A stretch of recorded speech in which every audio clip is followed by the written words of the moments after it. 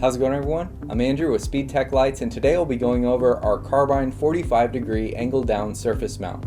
So when you get your unit out of the box, you'll have your light go into your power cables here with your positive and negative connections, and then you'll also get your included mounting hardware.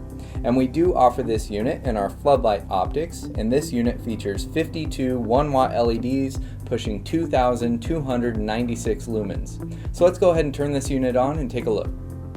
So let me go ahead and turn my unit on here.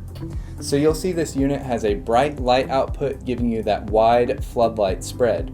And like I said, this is our Carbine 45-degree angle down surface mount. So this unit is meant to mount on any flat surface via the provided screw holes here on your unit. So that covers our Carbine 45-degree angle down surface mount. If you have any questions, give us a call or shoot us an email. We'll talk to you soon. Thanks.